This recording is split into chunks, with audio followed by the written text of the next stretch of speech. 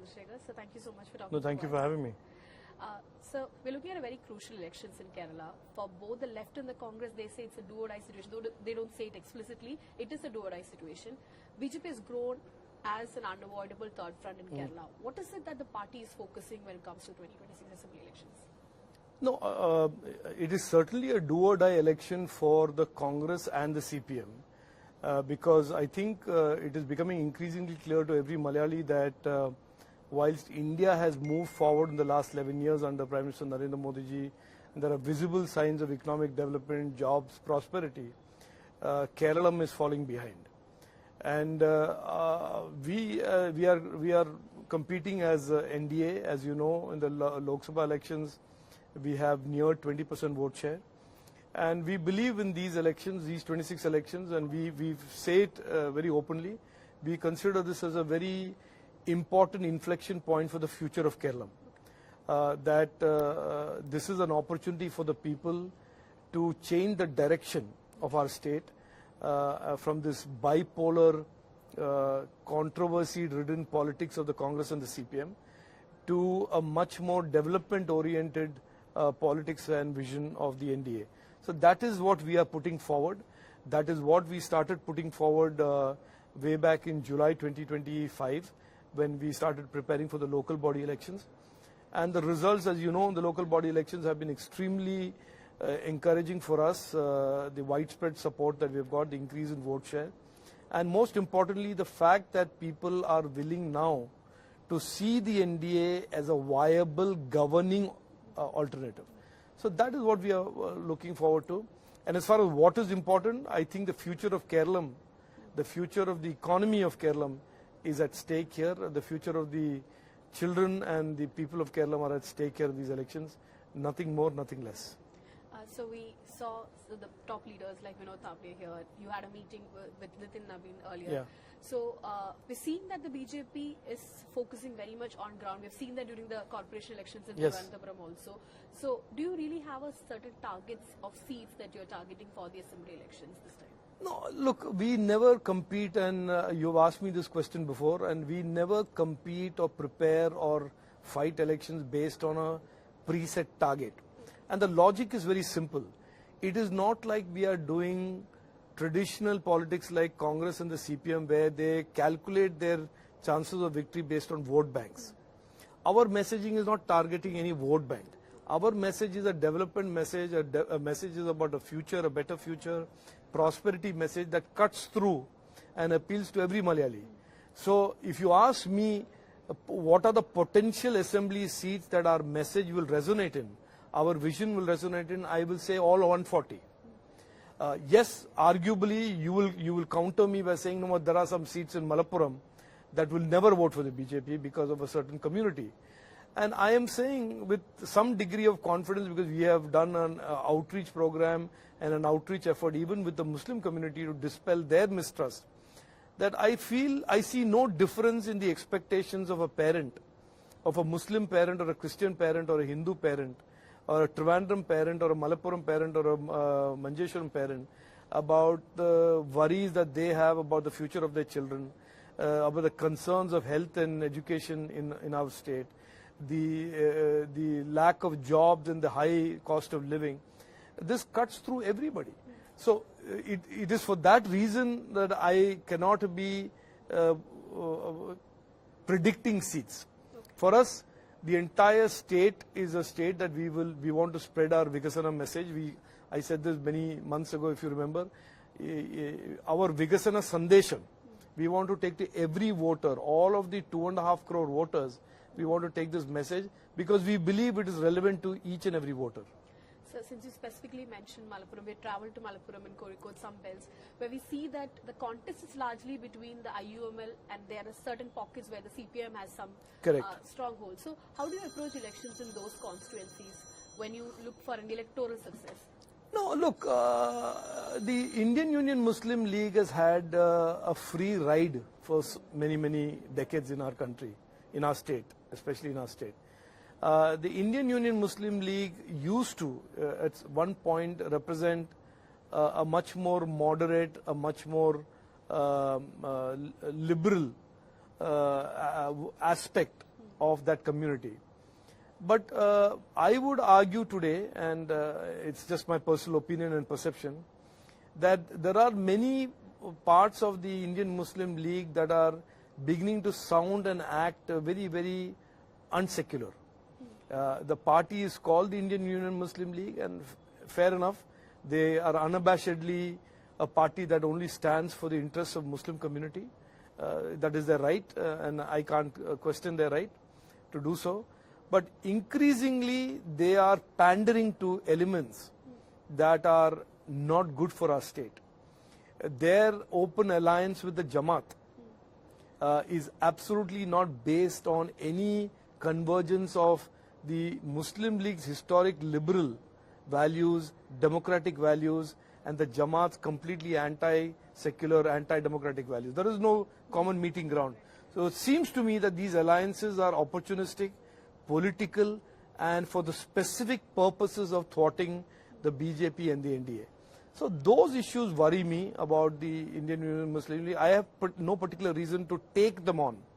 But I certainly, as the NDA, we are very strongly putting out the message that this attempt by the Congress and the Muslim League to mainstream dangerous elements like Jamaat into Kerala's politics is not good for any Malayali.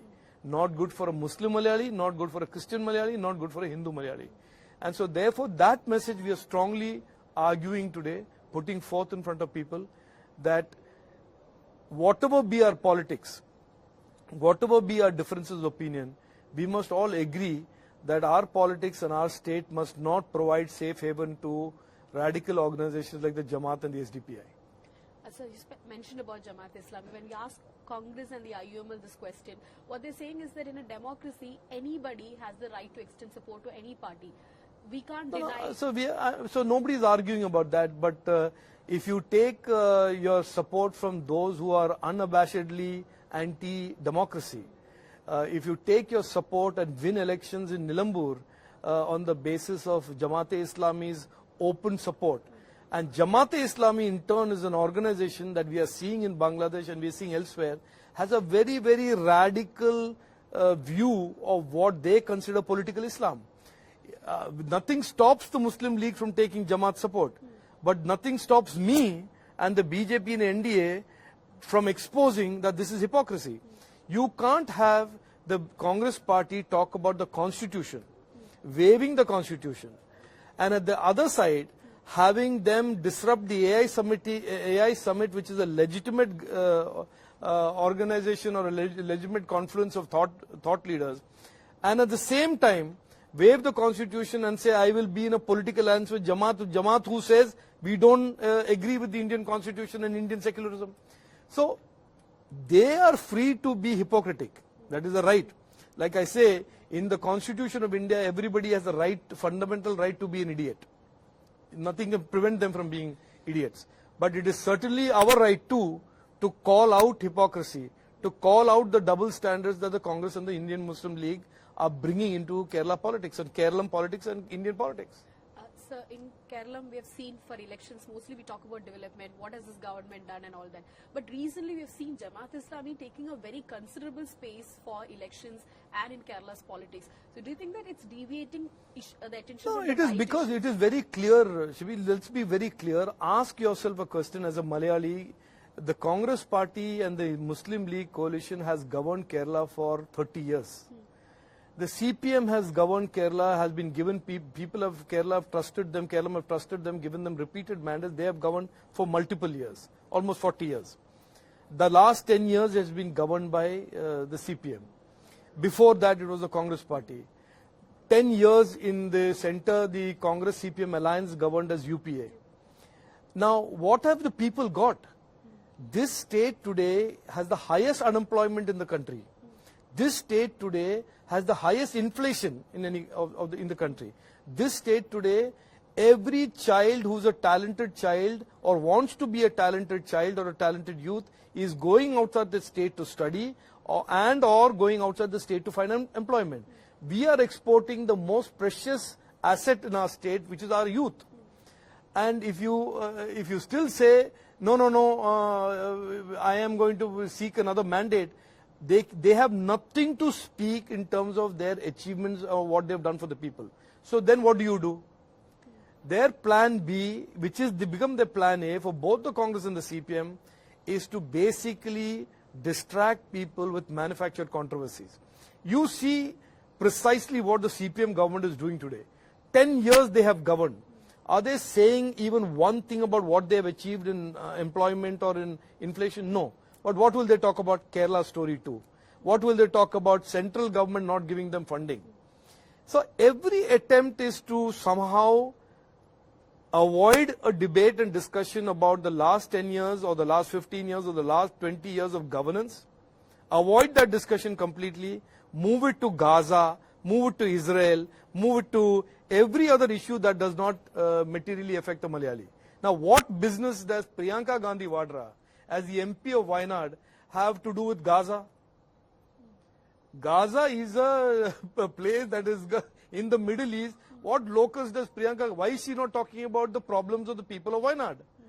So this is the hypocritical politics that the Congress and the CPM have thrust on the people, and because they have nothing else to say, they will keep obfuscating and moving the goalpost into areas that are essentially to distract people's attention, and we are trying to bring it right back. We are saying, look, you do every controversy. You saw yesterday what happened. How can a party like the Congress party go and try and assault a woman health minister? Now, I have differences of opinion. Our party seriously considers the health minister of Kerala an incompetent health minister. But we don't go out to go and thrash her. I mean, so there has, in the absence of anything to say about the future, in the absence of any vision for the state, what we are left with is two parties that are squabbling, creating manufactured controversies, and practicing a politics that has gone out of fashion and out of style 20, 30, 40 years ago. Sir, the CPI, the ruling front here, keeps saying that, when you look at the social indicators, we are far ahead than any other states ruled by the BJP. So what is the model of governance that the BJP is putting forward? Look. Yes, apart from the employment. Let me just tell you one thing about statistics. I can use statistics to tell you any kind of story that you want. That is the whole idea of statistics, that you can conflate and confuse people by using facts and figures to paint a picture that you want. But the reality is not some obscure... But there are central government agencies also. No, that's fine. Now you say ease of doing business. I heard the industry minister P. Rajiv saying, we have got the award for ease of doing business. Now ease of doing business is calculated as a survey of businesses in the state talking about how easy it is to do. When you have no business in the state, when everybody is running away from the state, when there are 2.5 businesses and you do a survey of 2.5 businesses, what are they going to say? So, I mean, we are not fools. Nobody is a fool. Is there anybody reasonably with common sense that considers Kerala governance a good government? Then how come children are moving out? Then how come schools are collapsing? How come hospitals are underfunded? How come 100 rupees revenues that they get in the economy, 92.5 have to go for debt service and pensions, and only 7.5 rupees is left for investment? How come without raising debts they cannot survive one day? So, look, you can put out any tortured narrative that you want. You can use facts, figures, awards. Arya Rajendran, who was the mayor of Trivandrum Corporation, her claim to fame is that she flew to New York and won an award for the best mayor. Now, I can give you any number of awards for the best journalist on the planet. But does that make you the best journalist just because I give you an award? It is your work and how your viewers recognize you that determines whether you're a good journalist or not. So, this is an absolute nonsense. How can a state government today say, which has presided over 4.5 kilos of gold going missing from Sabrimala, that they have given good governance? By quoting ease of doing business. Ease of doing business for whom? Nikusampoti. So, this is all... There is a fundamental assumption, I hate to say this, but there's a fundamental assumption that I've learned after coming to Kerala, which is that the Congress party and the CPM thing, people can be fooled not just once or twice, but all the time. And I want to break the bad news to them this time. These elections will prove to them. You can fool some people some other time, you can fool some people all the time, but you cannot fool all the people all the time. So you spoke about Sabrimala. My next question was regarding it. We've seen that how it has worked against the LDF government, at least in the local body elections. there's a Congress also electorally benefiting from it. They're also raising this argument against the government very seriously. So, do you think that apart from BJP, the Congress is also look, I think I think the Congress has an inherent advantage because it is the opposition party and because of the many years of bipolar politics in Kerala, that whenever the CPM fails, the benefit automatically goes to the Congress. It has been the history. When many CPM governments have fallen, the Congress have benefited. Congress governments have fallen, the CPM have. Now, if you look at the history of what the Congress did during the Sabrimala agitation in 2018, and this we are going to remind people of Kerala. Okay. You want to stop that? I'm sorry, I should have muted that. You just give that to me. I'll just put on.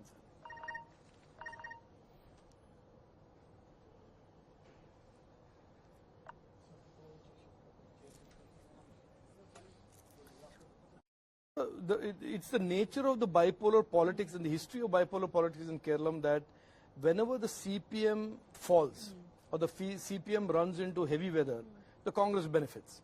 It's been the history, and the same way when the Congress falls and Congress is caught out on corruption as Uman Chandy's government was, the CPM benefits. Now, if you look at the history, however, and you closely examine, and this is what we are going to put forth in front of people of Kerala before these elections, if you see Congress's conduct after the 2018 Sabrimala, the absolute, the sacrilege that the Pinarayi Vijayan imposed on our Vishwasis and the Bucks, the Congress party first welcomed the Supreme Court judgment, allowing free pravesham. Then for 2 days, Ramesh Chanitala sat on a hunger strike. 2 days. On the third day, he got up. The website of the Congress party for 2 years maintained that their position was to allow women to get into Sabrimala in violation of the traditions and rituals. For 2 years, they didn't take it down. Ranjit Surjewala, the right-hand man of Rahul Gandhi, continued to repeat for years that they support the Supreme Court judgment or they support women's entry into Sabrimala. When our state president Sridharan Pillai and the Tandri, the current Tandri, said we will not permit this and we will shut the Nada, the people who came out demanding the arrest of the BJP president and the Tandri then was the Congress parties Ramesh Chanitala and V.D. Sadishan. Now, because this case could not be made in front of the people, in 2019 the Congress party benefited, but in 2021 they did not benefit. In these elections, after the 4.5 kilos went missing in Sabrimala, which came out 6 months ago, the Congress party jumped on this, and there's a word in Malayalam called Mudaludukkan, means they quickly grabbed onto this and latched onto this as an issue, despite all the hard work that we did to expose it. And they certainly benefited in many places where we don't have presence, and they were the principal opposition party. But if they think that in these assembly elections they are going to hoodwink the people of Kerala to believing that a Muslim League Congress Jamaat front is going to be better protecting Ayyappa Bucks and Vishwasi than BJP NDA, that is not going to be very easy to do. Number one. Number two, even till date, the Congress party has not demanded a CBI investigation of the 4.5 kg loot. They have not uttered a word about the 3,000 people against whom cases have been filed in 2018, 2019. And they have certainly not done anything to do with making sure that sitting in the assembly that Vasavan or Kadagambali Sunendan are sent to jail. So the Congress party is on the wrong side of this. The people of Kerala know that they are on the wrong side of this, while certainly it is clear to every Malayali that the Pinarayi Vijayan government should be held to account completely and convincingly for this sacrilege at Sabrimala, not just in 2025 but also in 2018. And if the Congress is trying to take advantage of it by trying to spin something to the people, I can assure you that that will not work. So you spoke about protecting the rituals and everything. One of the arguments that the Congress and the IUML are saying is that the BJP is catering to one community's rights and concerns, But whereas we are speaking about everyone, Malappuram is a Muslim majority district. We have not had any kind of religious issues or riots or anything of that sort recently, because IUML is very strong. There is what the IUML is saying. So how do you counter that argument that the party is catering just to the majority? This makes no sense at all, because this is sorry to say this, but this is a nonsense argument. That unless it's a Muslim majority district, there will be no peace in Kerala. Is that the case that they're making? It's a stupid case that they're making.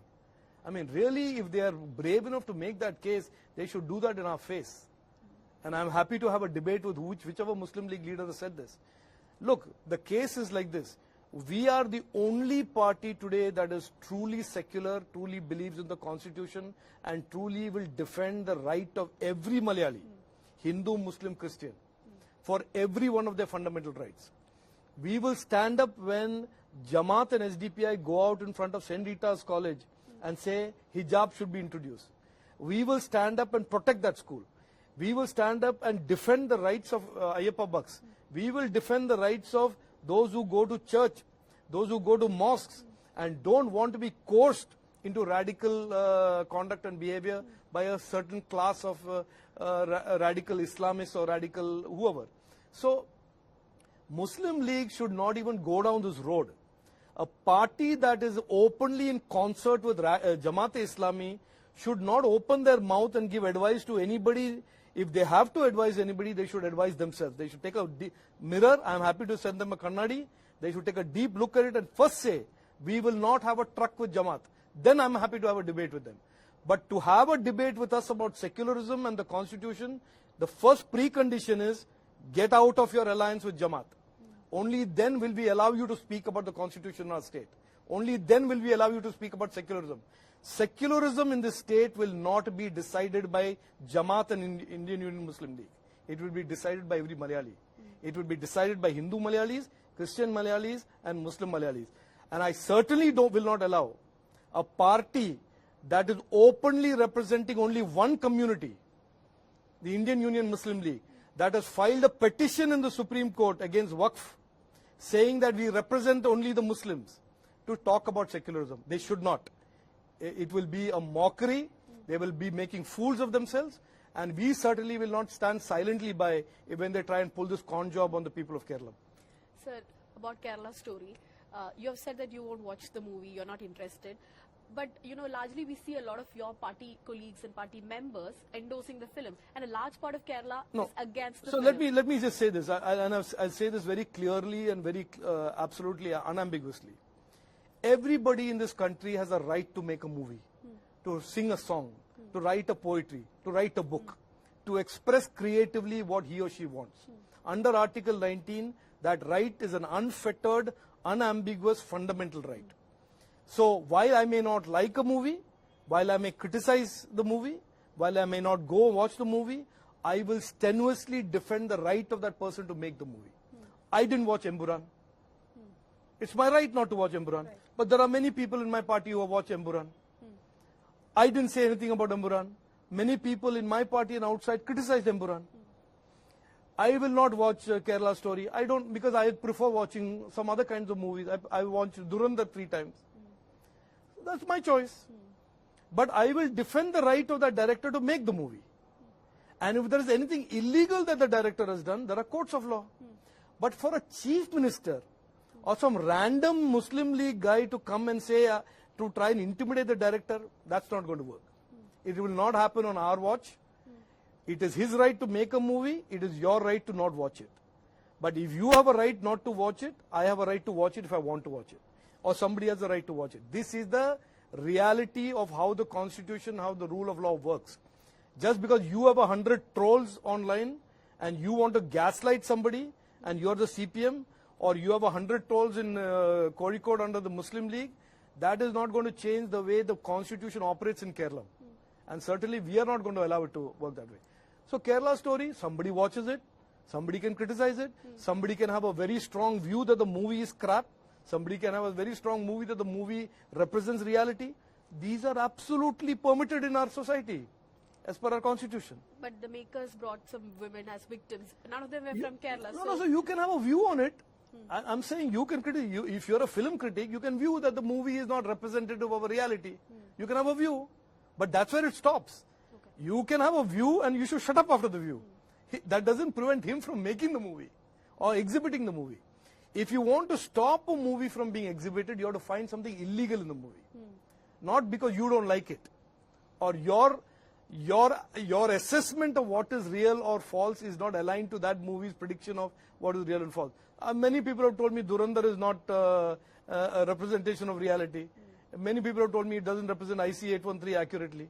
But I still enjoyed it. I watched it 3 times. So let's be clear. For all this political frothing in the mouth that the CPM and the Congress go through every election cycle, the fact is that director has a right to make a movie. You have a right not to watch it. You have also a right to criticize it. But beyond that, you have no right. And if you trespass into anything else about intimidation, like you did with Veena George, then we will come after you, like we have come after those gundas in AI Summit. The law will catch up with intimidation and gundaism. Okay.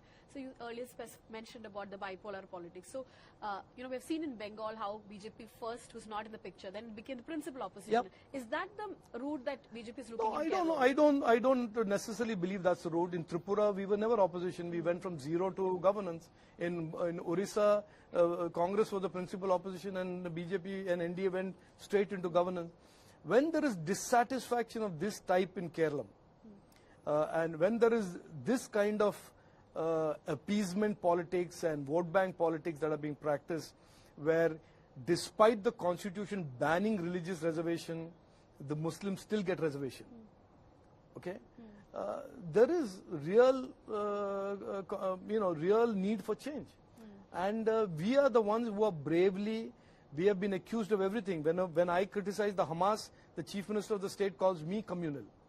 Okay, and he's happily in alliance with Jamaat-e-Islami and SDPI. But if I say Hamas should not radicalize my children in Kerala, he says no. So the days of all these putting BJP and NDA in a corner, typecasting them as communal, making people think that we are untouchable, those are all over. You will have to compete with us.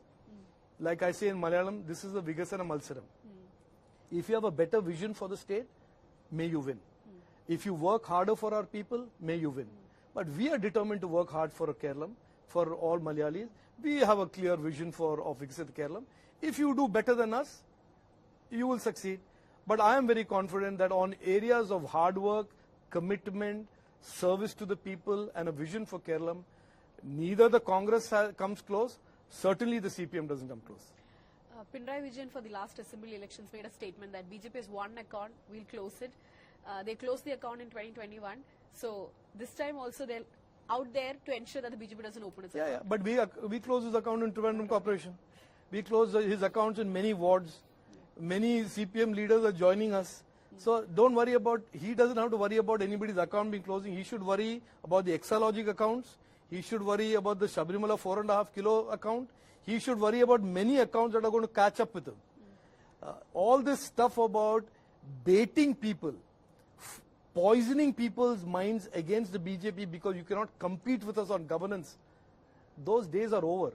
I mean, with great respect, he's a very senior leader.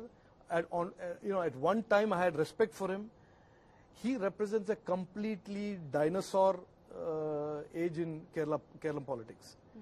He can not meet the aspirations of our youth. He cannot define what the future of our state should look like. He has taken our state into bankruptcy. We have today a state that cannot move one step forward without borrowing. This is not the future that our proud Malayalis want. We want something brighter, better, and we want a Viksit Kerala, and that is what the BJP NDA will strive to do. So when we traveled to Kannur, we heard stories of political violence, especially with the RSS and the CPM. Both are parties that has clear political ideology. But why do we see both these parties resorting to violence, especially in places like Kannur? Look, I think one of the most impactful speeches in Parliament that I have seen in recent days was Sadanand Master's speech in Rajya Sabha. And I think that that speech of his was incredibly moving at many levels. Here is a man who is a living, breathing symbol of political violence, whose legs were chopped off violently from under him. But if you see his temperament and his attitude, his forgiving nature, and how even today he holds no resentment and he still thinks positively about the future of Kerala. He talked about Vikasita Kerala. He didn't talk about grudges. He didn't talk about holding grudges against XYZ alone. He said, look, I am a victim. I am a victim of this political culture that has ruined our state, that has ruined generations of youngsters, forced generations of youngsters to migrate. And it is time that we leave all this behind and move to Vikasita Kerala. He said that. And I think it represents the greatness of a man who was a victim of this kind of tortured political culture to become the man who now speaks loudly and brightly about a much different future for the youth of Kerala. So I think that is what we need to understand. This state has been held back by its politics, and I'm saying this with the most responsibility. I was an entrepreneur here. I built the first large mobile network in the state. I know the difficulties of operating in the state. This state has been held back. The children of this state has been held back. The talent has been held back by the bipolar politics of the Congress and the CPM. It is time for change. The people have decided that they're going to change. Neither Pinarayi Vijayan nor Rahul Gandhi can stop this momentum of change. I want to ask you about Wayanad. So the landslide victims, now the government is handing over the first batch of houses. Congress is laying its stone. We saw Prime Minister visiting this district, meeting the victims, but no package or anything specific has been announced for the Wayanad victims. No. So here is the thing. I think you want us to compete with this type of politics, which we'll never do. 10 years he was in government, he didn't do nothing. 30 days before election, he is now giving homes. I mean, look, there is shamelessness and there is an utter shamelessness. This is that. You make people suffer. When was the Wayanad earthquake and when are you giving a house? You are forgiving loans now. Why didn't you do it 4 days after the landslide? Why? You want people to suffer, and suddenly when you give a little drop of water to somebody who's thirsty, 5 months later, 5 years later, you are okay with it. This is pure petty politics that is exploiting people's deprivation. Our approach has been very clear. The Prime Minister released considerable amount of money for the NDRF. Then he said, give us accounts, because this is the government. Government of India operates rule of law. There is a process, there is a procedure. When you don't do audits, when you don't give end-use certificates, Narendra Modi ji is not somebody who just gives announcements for the sake of announcement. Every one of our manifesto announcements he sees as a solemn promise.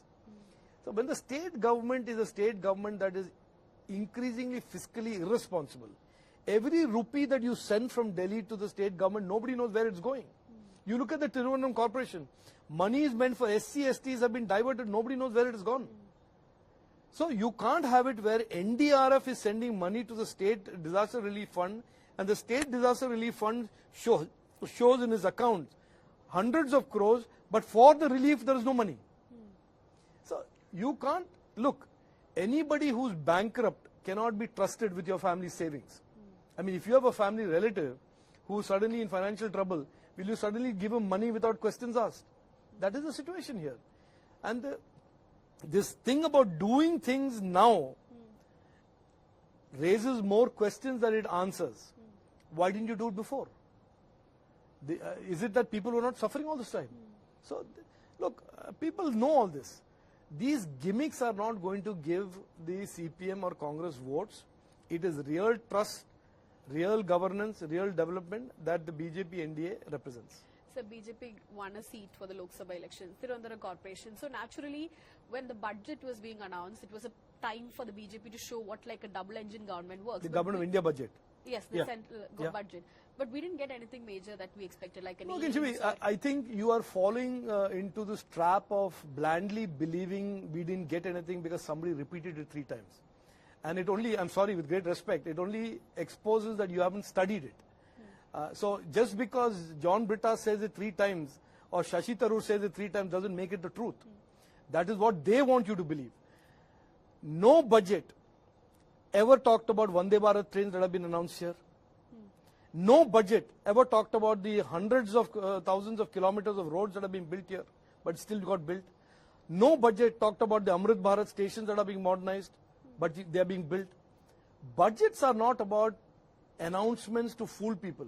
Budgets are a statement of accounts where the government of India is investing its resources. This is not an opportunity like we saw during Manmohan Singh's UPA to make announcements and then walk away from it. That is not how we operate.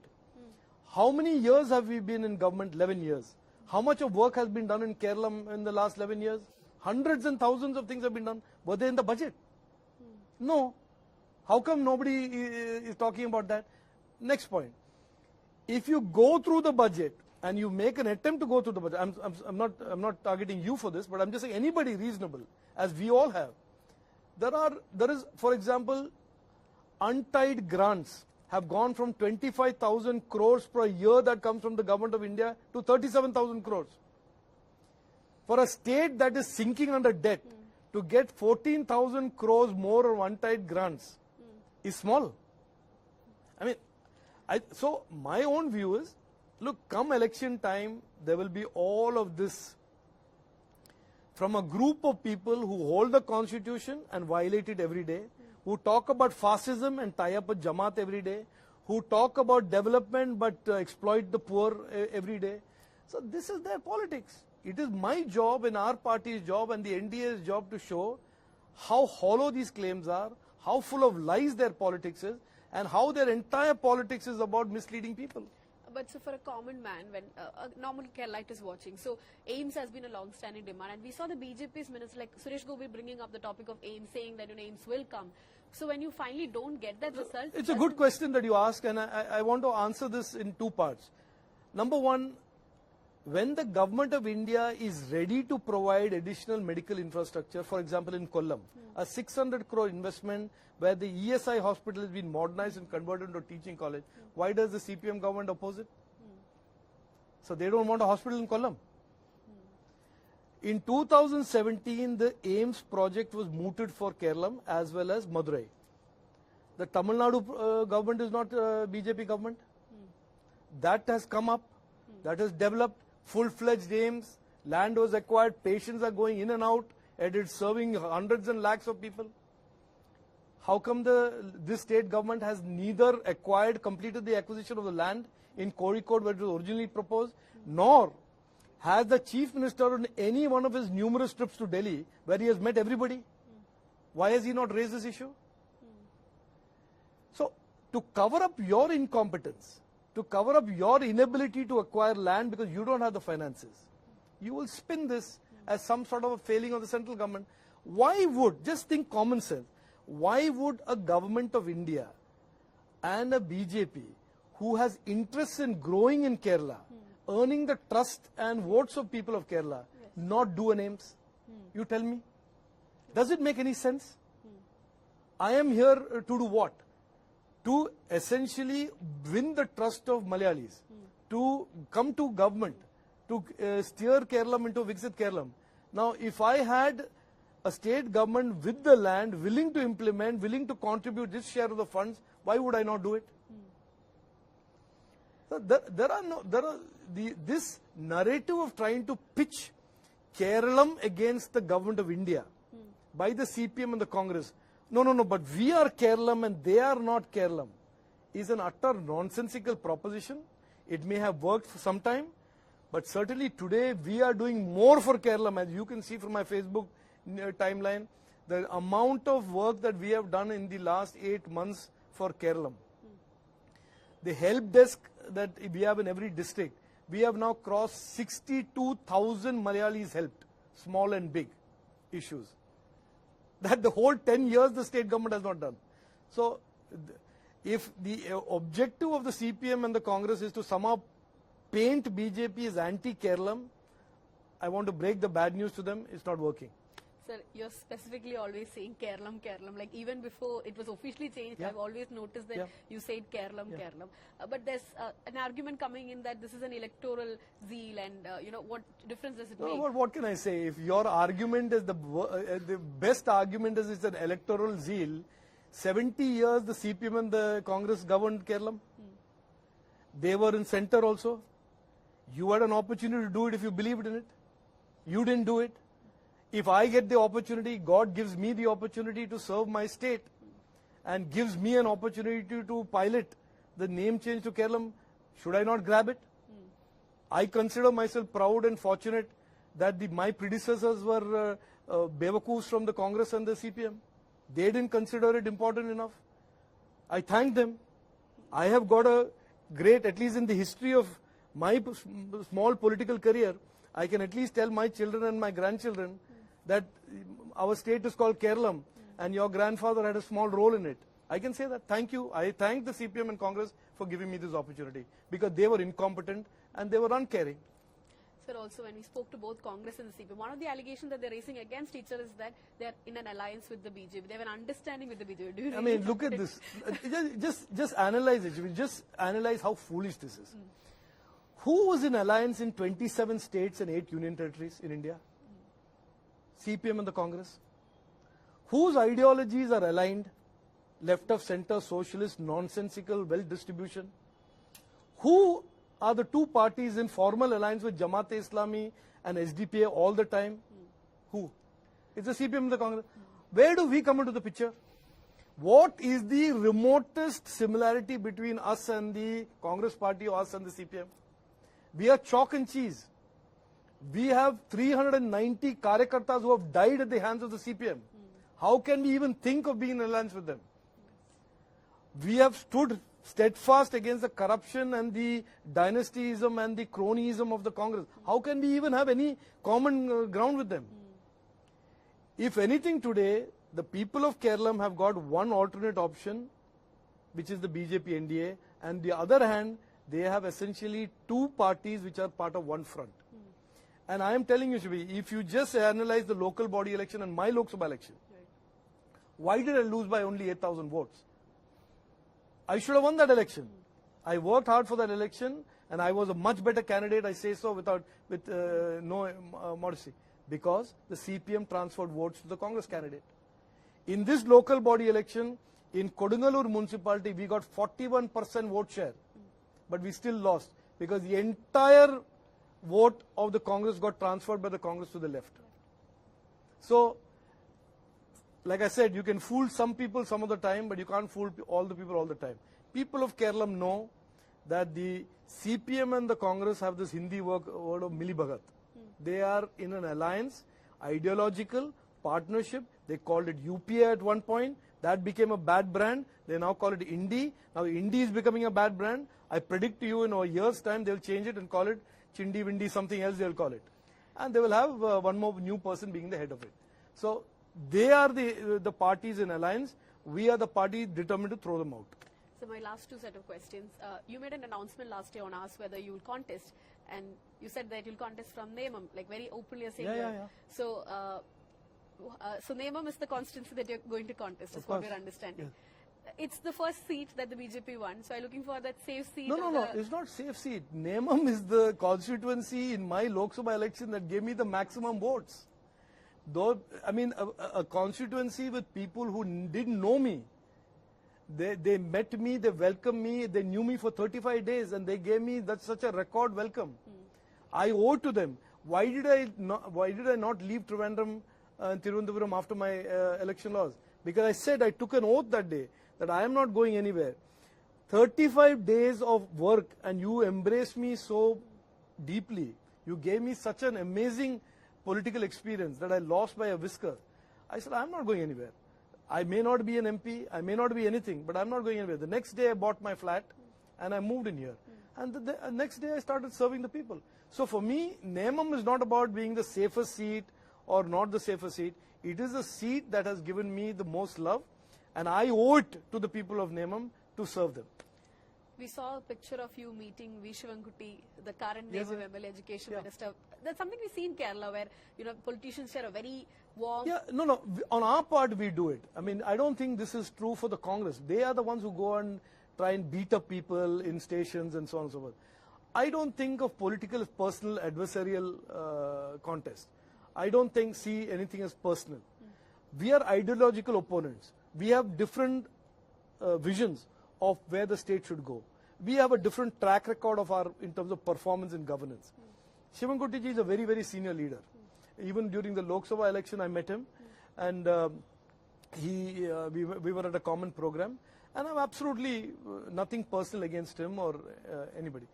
But my personal thing starts only when people accuse me or accuse our party of the wrong things.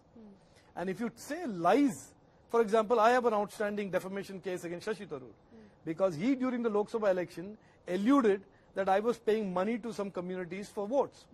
And he stood by it, and so therefore I said then, these kind of things I will not tolerate. There it becomes personal. Otherwise, look, we are all essentially in public life, hopefully sharing the same common goal of doing well for the people, doing well by the people of Kerala and Nemam and Thiruvananthapuram.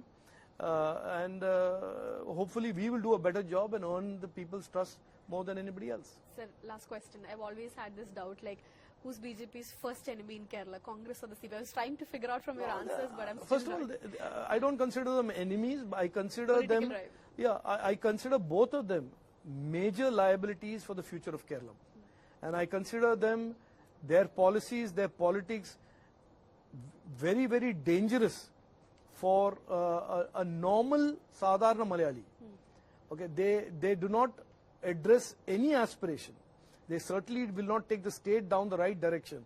And especially with mainstreaming organizations like Jamaat, it is no longer an issue of only economic opportunity. It is also an issue about the social structure and the social well-being, the well-being of our state going forward. We certainly don't want to see in Kerala what we saw in Bangladesh. So I am not being an alarmist, but we certainly don't want Jamaat anywhere near power.